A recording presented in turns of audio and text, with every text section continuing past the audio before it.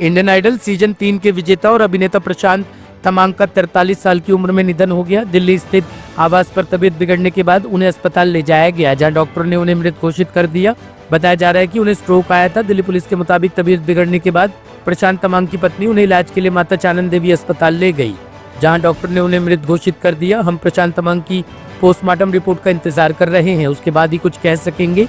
दक्षिण पश्चिम दिल्ली के अतिरिक्त पुलिस आयुक्त अभिमन्यु पोसवाल ने कहा कि पुलिस को 3:10 पर माता चानन देवी हॉस्पिटल से एक MLC मिली। हमें जानकारी मिली कि रघुनगर के रहने वाले प्रशांत तमांग को हॉस्पिटल में मृत घोषित कर दिया गया है। एक इन्वेस्टिगेशन ऑफिसर वहां पर गए और MLC ली। क्राइम टीम और FSL टीम मृतक के घर पहुंची और सबूत इकट्ठा किए।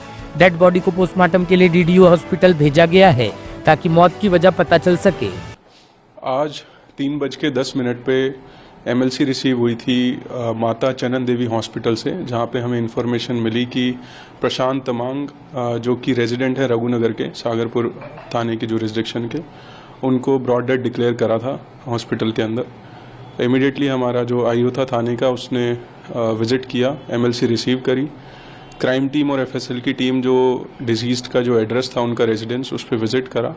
वहाँ पे जो भी एविडेंसेस थे उसको कलेक्ट सबको करके अभी प्रेजेंटली DDO हॉस्पिटल के अंदर पोस्टमार्टम एग्जामिनेशन के लिए, सो दैट हमें पता चले कि डेथ का क्या रीज़न था, उसके लिए वहाँ पे भेज दिया गया अभी बॉडी को। बाकी जितने भी फैमिली मेम्बर्स हैं, उनकी वाइफ और उनकी डॉटर उनके साथ रहती थी। वाइफ ही उनको हॉस्पिटल में एडमिट कराने लेके आई थी। उनकी भी स्टेटमेंट्स और बाकी सब चीज़ें रिकॉर्ड कर ली हैं, और कोई भी अभी एज सच सस्पिशियस होना या ना होना, वो जब तक फाइनल पोस्टमार्टम की रिपोर्ट नहीं आ जाती तब तक बताना थोड़ा टफ रहेगा।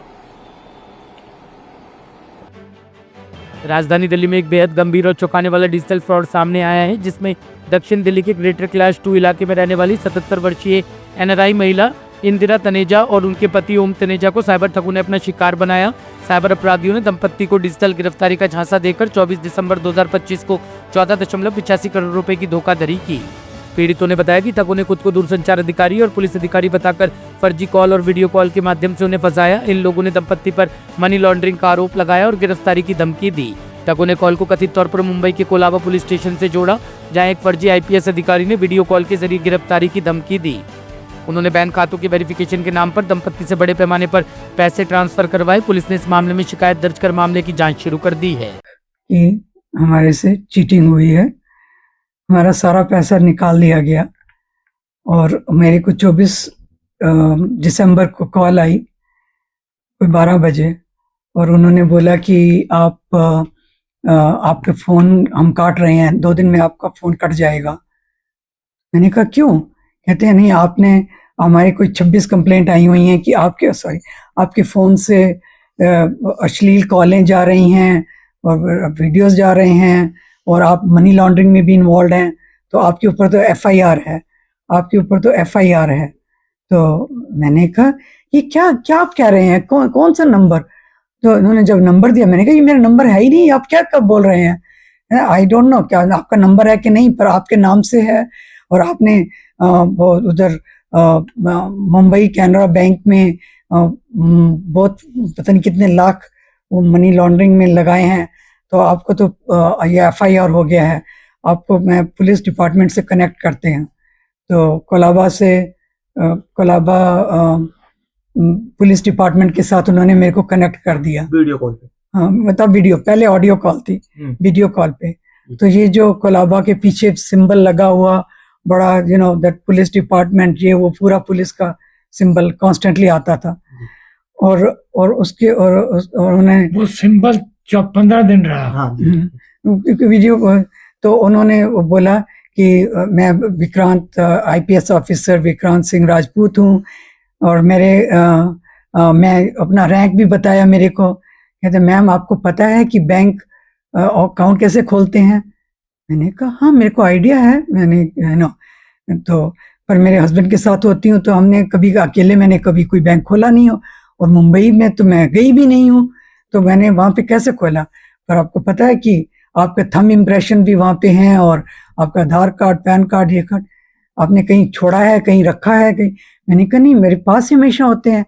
तो किसी ने इतने में ड्राइवर अंदर आया मेरे को अपना एक्सरे रिपोर्ट दिखाने के लिए, मैम वो मैंने अपना एक्सरे करवाया, तो ये कौन है? नहीं, उन्होंने पहले पूछा घर में कौन कौन है, तो मैंने कहा मैं और मेरे हस्बैंड है, और मैं लिविंग रूम में यहीं खड़ी थी जब कॉल आया, तो ये बेडरूम में थे। तो इतने तो ये driver, don't let anybody know, don't let anybody know, it's a matter of defence. ये जो बंदा है नरेश गोयल, तो उसकी फोटो दिखाई, डू यू नो हिम? मैंने उसकी कभी शक्ल नहीं देखी, नाम नहीं सुना। तो इसने पता नहीं 500 करोड़ की 200 करोड़ का इंडिया में डिफेंस का, और ये जेट एयरवेज करता है, उसने ये फ्रॉड किया हुआ है, वो इतने लोगों के आधार कार्ड्स और सिम्स कार्ड्स और ये करके, और उसमें आप भी सस्पेक्ट है। मैंने कहा कैसे सस्पेक्ट हो सकती, जब मैंने कुछ किया ही नहीं है, मैंने किसी को दिया नहीं है, कुछ नहीं किया। एनीवे वो मैंने कहा ये मैं तो नहीं, आपको तो अरेस्ट वारंट आ गए हैं। तो मैंने कहा आप मुंबई में हैं, मैं दिल्ली में हूँ, मैं अरेस्ट हुई तो मैं कैसे बॉम्बे में आ सकती हूँ? मेरे हस्बैंड की सर्जरी हुई है, अभी भी वो एम्स के डॉक्टर के अंडर ट्रीटमेंट में है, और वो वॉकर से चल रहे हैं। हम दोनों ही हैं एक दूसरे के लिए, कोई और है ही नहीं हमारे पास। तो फिर उन्होंने जब ड्राइवर आया तो मैंने कहा नहीं, वो ड्राइवर हमारा है, पर वो हमारे साथ नहीं रहता, नीचे सर्वेंट क्वार्टर में होता है। मैंने वो बोलने लगे ये जो फ्रॉड है, डिफेंस का जो फ्रॉड है इतना बड़ा है, और आप तो इंडिया के लिए, जैसे उन्होंने बोला, मैंने कहा we love India, that's why we have come to after America for to do सेवा in India, to get health awareness to children of India. तो और हम ऐसा फ्रॉड करेंगे, आप क्या कैसे कह रहे हो? कहते नहीं, आपने नहीं किया होगा, पर किसी ने किसी के थ्रू आपके नाम पे किया है। तो फिर मैंने कहा फिर मैं क्यों नहीं, आपके लिए एक आसान तरीका है, आपने अपना जो अपने अकाउंट्स हैं उसका वेरिफिकेशन करवानी है, और जब तक आप अपने अकाउंट्स की वेरिफिकेशन नहीं करवाओगे, उसके लिए हम पहले तो आप सुप्रीम कोर्ट को ये लेटर लिखो, उसमें अपने रीजंस बताओ कि आप क्यों नहीं बॉम्बे आ सकती। दिल्ली में सक्रिय कुख्यात गैंगस्टर गोल्डी बरार के नेटवर्क पर क्राइम ब्रांच ने बड़ी कार्रवाई करते हुए उसके करीबी सहयोगी विकास उर्फ विक्की को गिरफ्तार कर लिया है। नॉर्थ डिस्ट्रिक्ट रेंज की टीम ने ऑपरेशन गैंग बस्ट के तहत आरोपी को उत्तर प्रदेश के लोनी इलाके से दबोचा।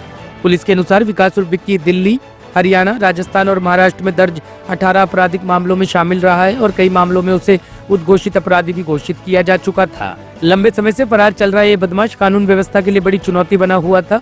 जांच में खुलासा हुआ कि विकास उर्फ विक्की गोल्डी बरार और रोहित गोदारा गिरोह के लिए सक्रिय रूप से काम करता था, और फायरिंग, लूटपाट और जबरन वसूली जैसी संगीन वारदातों में उसकी सीधी भूमिका रही है। पुलिस के मुताबिक वर्ष 2023 में विकास ने गुरुग्राम में एक फ्लैट किराए पर लिया था, जहां गिरोह के सदस्यों को ठहराया गया, और वहीं से एक हाई प्रोफाइल हत्या की साजिश रची जा रही थी। हालांकि समय रहते पुलिस की कार्रवाई से यह साजिश नाकाम हो गई, लेकिन उस दौरान विकास मौके से फरार होने में कामयाब रहा था। पुलिस रिकॉर्ड के अनुसार जून 2025 में दिल्ली के कई कारोबारियों को गोल्डी बरार की ओर से फिरौती की धमकियां दी गई थी। इसी कड़ी में चाणक्यपुरी इलाके में फायरिंग की योजना बनाई गई थी, जिसमें विकास और विक्की की भूमिका सामने आई थी। लगातार ठिकाने बदलकर फरारी काट रहा ये आरोपी लंबे समय से क्राइम ब्रांच के रेडार पर था। अब उसकी गिरफ्तारी को गोल्डी बरार गिरोह के लिए बड़ा झटका माना जा रहा है। पुलिस का कहना है कि विकास से पूछताछ के जरिए गिरोह के अन्य सदस्यों, फंडिंग नेटवर्क और आने वाली आपराधिक योजनाओं के बारे में अहम जानकारी मिलने की उम्मीद है। ब्यूरो रिपोर्ट, टीम तफ्तीश न्यूज।